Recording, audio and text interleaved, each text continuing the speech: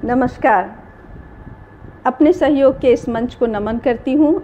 मुझे बुलाने के लिए आपका बहुत बहुत आभार प्रेषित करती हूँ और प्रणाम करती हूँ संत कबीर दास को, जिन्होंने आज हम ये मंच सजाने का अवसर दिया।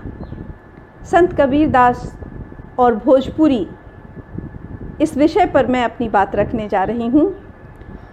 सारे भोजपुरी वासी यह मानकर चलते हैं कि संत कबीर दास भोजपुरी के अनन्य कवि हैं और उनकी मूल भाषा जो है वो भोजपुरी ही है।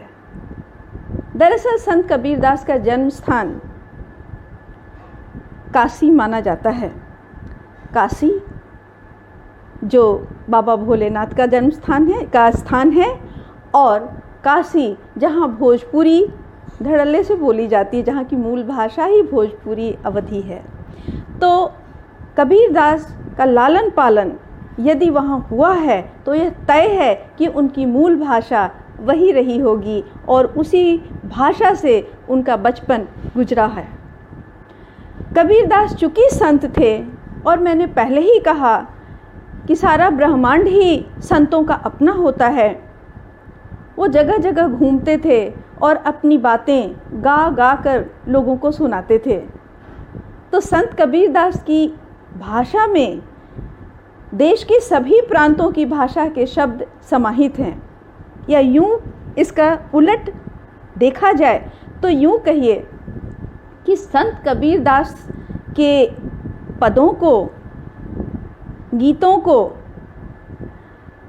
हर प्रांत के लोगों ने अपनाया और उसे मौखिक परंपरा से गाने की, बजाने की कोशिश की।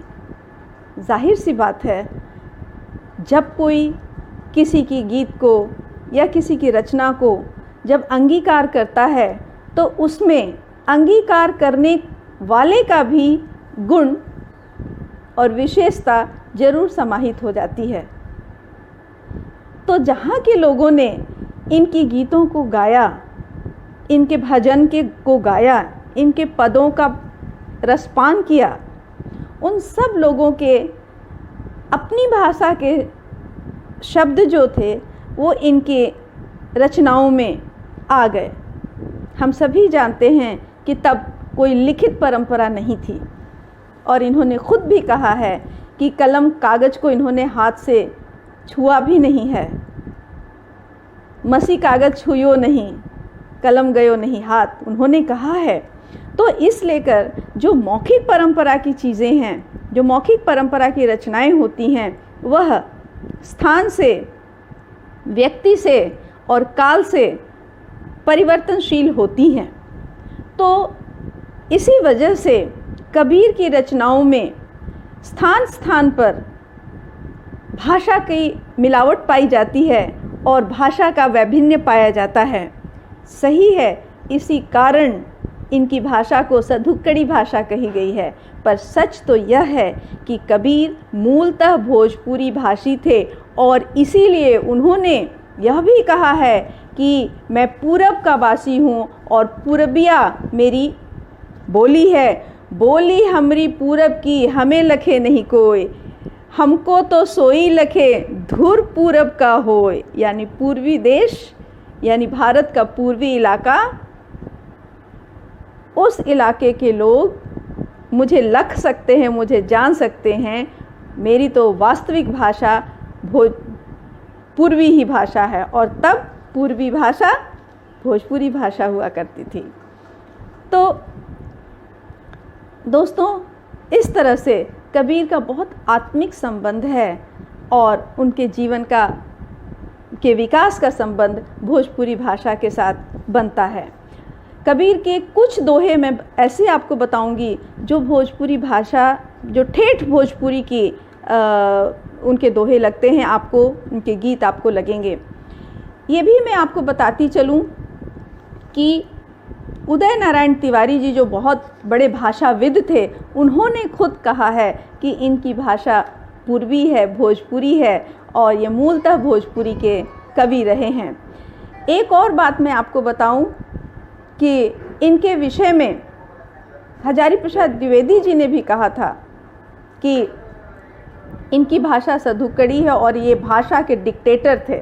भाषा के डिक्टेटर यानी इनकी अपनी भाषा भोजपुरी थी, लेकिन ये सभी भाषाओं पर बराबर से राज करते थे और सभी में एक भोजपुरीपन ले आने की इनके अंदर एक विशेष कला थी। तो चलिए मैं कुछ भोजपुरी के पद आपको बता दूं। मन न रंगाए हो रंगाए जोगी कपड़ा, आसन मार मंदिर में बैठे, नाम छाड़ी पूजन लगे पथरा, कनवा फड़ाए जोगी जगवा बढ़ाओ जटवा बढ़ाओ ले, दाढ़ी बढ़ाए जोगी होई गेले बकरा, मन न रंगाए जोगी कपड़ा। एक और दोहा, को ठगवा नगरिया लूटल हो, को ठगवा नगरिया लूटल हो, चंदन काठ के बनल खटोलवा, तापर दुल्हिन सूतल हो, उठो रे सखी मोरी मांग संवारो, दुल्हा मोरे रूसल हो। एकदम ठेठ भोजपुरी के इनके दोहे हैं, गीत हैं। और देखिए, तोर हीरा हेराइल कीचड़े में, कोई ढूंढे पूरब कोई ढूंढे पानी पत्थरे में, सुर नर मुनि और पीर औलिया सब भूलल बड़े नखड़े में, तोर हीरा हेराइल कीचड़े में। तो आप इन सब दोहों से आपको अंदाज़ा लग गया होगा कि कबीर भोजपुरी के और सिर्फ भोजपुरी के कवि हैं। मैं फिर आपको बता दूं, कबीर किसी एक के नहीं हो सकते हैं, इसलिए कबीर भोजपुरी के भी हैं, आपके भी हैं, पूरे भारत के हैं, पूरे ब्रह्मांड के हैं। उनके गीतों को किसी काल और भाषा में बांधा नहीं जा सकता है। नमस्कार। और जैसा जूही दी का आदेश है, संचालिका महोदया का आदेश है, मैं उनके आदेश का पालन करते हुए आप सबों को आज के इस सफल कार्यक्रम के लिए बहुत बहुत धन्यवाद देना चाहती हूँ। कार्यक्रम को आयोजित करने के इस उत्साहपूर्ण कार्य को शुरू करने के लिए अध्यक्षा महोदया को और धन्यवाद देना चाहती हूँ। इसमें शामिल सभी रचनाकारों को, सभी साहित्य प्रेमियों को, सभी कबीर प्रेमियों को मैं धन्यवाद देना चाहूँगी। और इस काम को तकनीकी रूप से अंजाम देने वाले सबको धन्यवाद देना चाहती हूँ। आप सबों को पुनः एक बार धन्यवाद, पुनः बहुत बहुत आभार और बहुत धन्यवाद। नमस्कार। फिर मिलेंगे, ज़रूर मिलेंगे इसी तरह।